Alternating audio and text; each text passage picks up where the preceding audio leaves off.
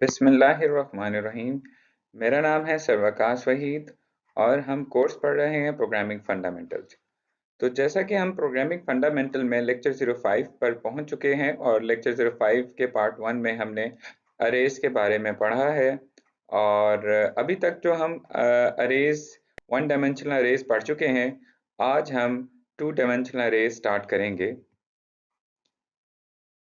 तो ये वो स्लाइड्स थी जो हमने लास्ट लेक्चर में कवर की, अरेज के बारे में, फिर टाइप्स ऑफ अरेज देखी और वन डायमेंशनल अरे देखी, उसका सिंटैक्स देख लिया था हमने, फिर उसकी कुछ एग्जांपल्स भी ली थी और एग्जांपल्स को समझने के साथ साथ हमने उसकी इनिशियलाइजेशन, डिक्लेरेशन और अरे में कैसे वैल्यूज को असेस किया जा सकता है उनके इंडेक्स नंबर के मुताबिक। इसी तरीके से मैंने आपको एक एग्जांपल खुद प्रैक्टिस करने के लिए भी दी थी और हमारा ये टॉपिक कवर हो चुका था। आज हम पढ़ेंगे two dimensional arrays. Two dimensional arrays बच्चों हमें एक टेबल बनाने के लिए इस्तेमाल की जाती है। बेसिकली आप इसकी मिसाल ऐसी ले लीजिए कि जैसे कि एक मैट्रिक्स होता है जिसमें हमारे पास रॉज भी होती हैं और कॉलम्स भी होते हैं। तो इस तरह की चीज को बनाने के लिए या इस तरह डाटा को स्टोर करने के लिए रॉज और कॉलम्स की फॉर्म में हमें टू डी अरेज इस्तेमाल करनी पड़ती हैं।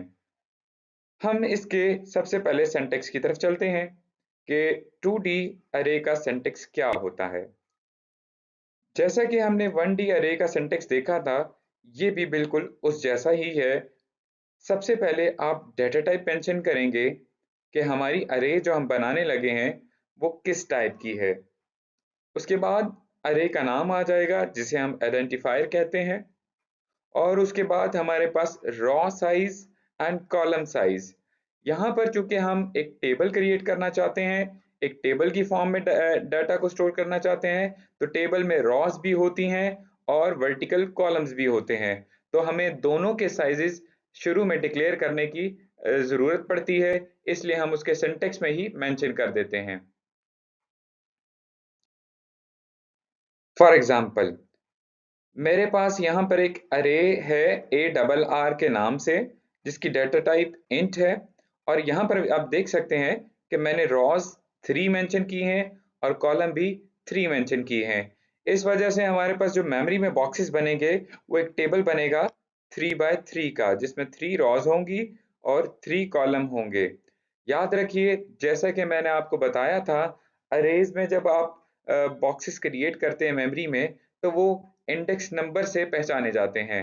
मतलब उनका हर एक का एक एड्रेस होता है जिसको हम इंडेक्स नंबर कहते हैं और वो इंडेक्स नंबर 0 से स्टार्ट होता है। तो इस तरीके से हम यहाँ पर सबसे पहली रो का नाम रॉ 0 रखेंगे और पहले कॉलम का नाम भी कॉलम 0 रखेंगे। सेकेंड रो का नाम रॉ 1 होगा, then column 1 and after that row 2 and column 2। तो इस तरीके से हमारे पास 3 बाय 3 का एक टेबल बन जाएगा, एक मैट्रिक्स बन जाएगा। और आप ये गौर से देख लीजिए कि इंडेक्स नंबर की पहचान हम कैसे करेंगे। लेट सपोज हमारे फर्स्ट बॉक्स में अगर कोई वैल्यू है तो उसका एड्रेस कैसे होगा, वो 0 रॉ में है और 0 कॉलम में है, तो हम ARR लिखेंगे उसका अरे का नाम और उसकी रॉ नंबर और उसका कॉलम नंबर भी मेंशन कर देंगे। फॉर एग्जाम्पल, हम वैल्यूज इनिशियलाइज करवाते हैं पहले और फिर हम उसको चेक करेंगे कि हमारी किस रॉ और किस कॉलम में कौन सी वैल्यू है। लेट सपोज हम एक एग्जांपल लेते हैं कि हमने एक इंट टाइप की अरे बनाई है ARR और उसमें 3 रॉज 3 कॉलम रखे हैं। अब हमारे पास जो सिंटैक्स है इनिशियलाइज करवाने का वो इस तरीके से है कि लिस्ट ऑफ वैल्यूज पहले रॉ की, देन हमारे पास लिस्ट ऑफ वैल्यूज कॉलम की, और इसमें कॉमा लगा के आप सेपरेट करेंगे। मैंने इसमें 9 वैल्यू स्टोर करवा दी हैं। अब अगर हम इसको मेमोरी में देखें तो हमारे पास 9 बॉक्सेस बन चुके हैं। फर्स्ट बॉक्स जो कि 0 रॉथ इंडेक्स और 0th कॉलम इंडेक्स पे है, जिसमें हमारे पास 95 वैल्यू, जो पहली वैल्यू वो स्टोर की जाएगी। उसके बाद 90 वैल्यू जो है वो 0th रॉ लेकिन फर्स्ट कॉलम में स्टोर होगी। इसी तरह 85 जो है वो 0th रॉ लेकिन कॉलम 2 में स्टोर की जाएगी। अब हम जब 75 की तरफ बढ़ेंगे तब हमारे पास रॉ 1 हो चुकी है। इन तीनों वैल्यूज के लिए रॉ 1 होगी, लेकिन कॉलम जो है वो कॉलम 0, कॉलम 1 और कॉलम 2 होगा।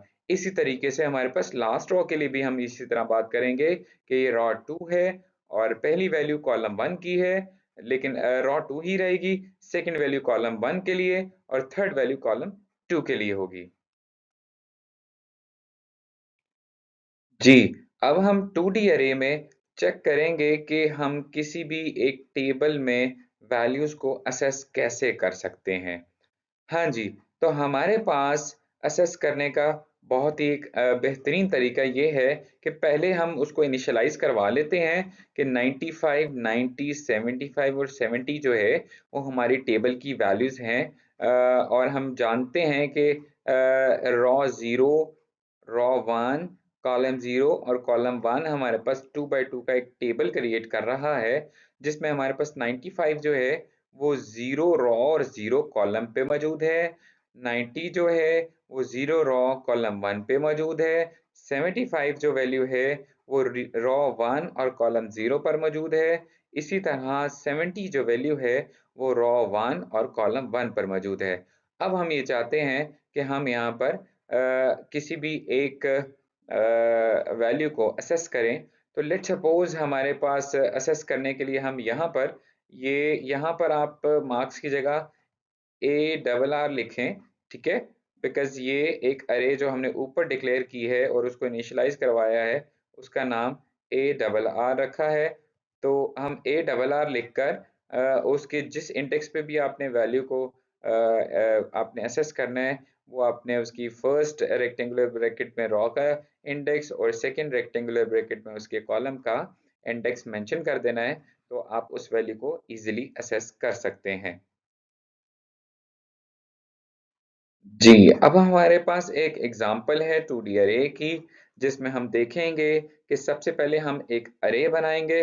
अरे बनाने के बाद हम उसकी वैल्यूज़ इनिशियलाइज़ करवा देंगे और उसके बाद मैं आपको वो सारी वैल्यूज़ सी आउट करवा के दिखाऊँगा 2 लूप्स के साथ। तो सबसे पहले हम लाइन नंबर 5 में चलते हैं कि इंटीजर टाइप की एक अरे बनाएँगे, ए डबल आर उसका नाम रख देंगे। जी, उसके 3 रॉज़ रख रहे हैं हम और 3 कॉलम्स। अब इनिशियलाइज़ करवा रहे हैं हमने इसमें 9 वैल्यू स्टोर करवा दी हैं। अब हम ये चाहते हैं कि हम हर वैल्यू को डिस्प्ले करवाएँ। तो सबसे पहले हम एक फॉर लूप लगाएँगे जिसमें i हमारा काउंटर वेरिएबल की तरह काम करेगा।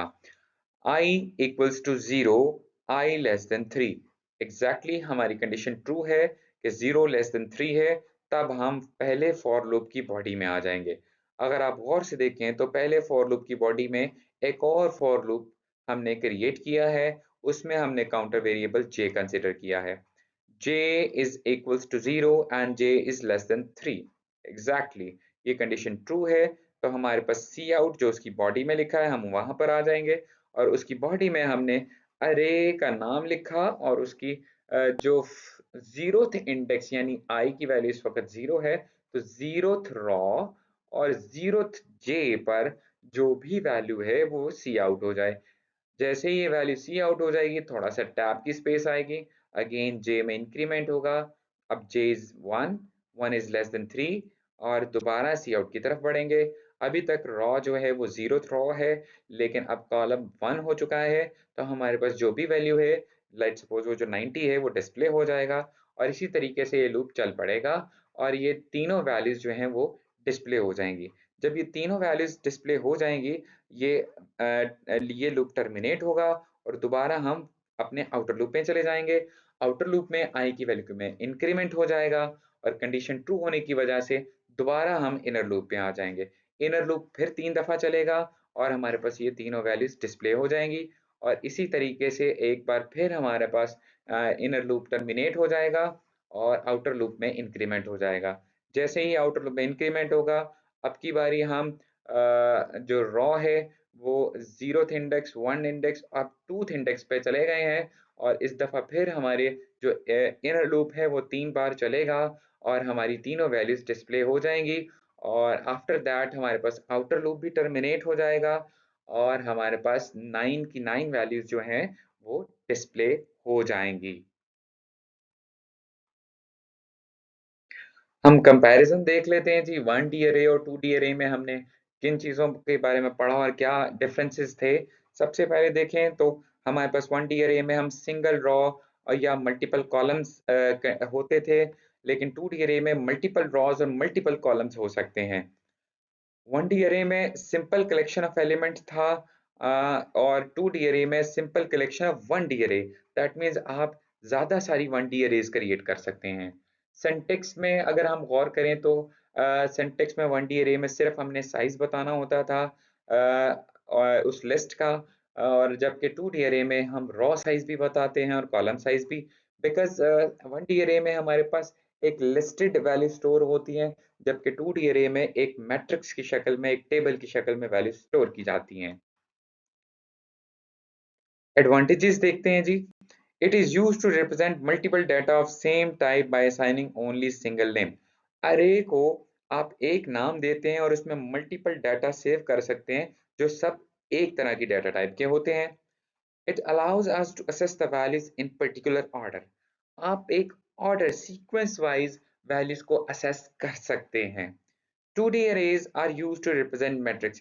जैसा कि हम पहले बात कर चुके हैं कि 2D arrays के बहुत फायदे हैं, वो टेबल्स बनाने के लिए या मैट्रिक्स बनाने के लिए भी इस्तेमाल की जा सकती है। और अगर हम बात करें इनके डिसएडवांटेजेस की, तो arrays have a fix size. जब आप किसी अरे को एक दफा साइज फिक्स्ड कर देते हैं, मेंशन कर देते हैं, तो आपको उतनी ही स्लॉट्स मिलती हैं डाटा सेव करने के लिए, आप उसको बाद में चेंज नहीं करते। सेकेंड पॉइंट है जी, insertion and deletion is very difficult. Exactly जब भी आपने किसी वैल्यू को रिप्लेस करना है, ओवरराइट करना है, तो आपको उसका इंडेक्स नंबर मेंशन करना पड़ता है। That is a difficult step. Number third point, if we allocate the memory more than requirement, then memory space will be wasted.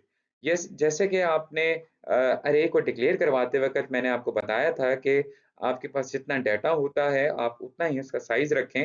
अगर आप उसका साइज बढ़ा देते हैं और ऑल्दो आपके पास डाटा कम है, तो बाकी स्पेस कवर हो जाएगी और उसमें ज़ीरो सेव हो जाएगा, चूँकि वो सारी स्पेस फिर वेस्ट हो जाएगी। तो ठीक है बच्चों, मैं उम्मीद करता हूँ आपको समझ आ चुका होगा काफ़ी कुछ। अगर आपको कोई भी क्वेश्चन है, आप मुझसे पूछ सकते हैं।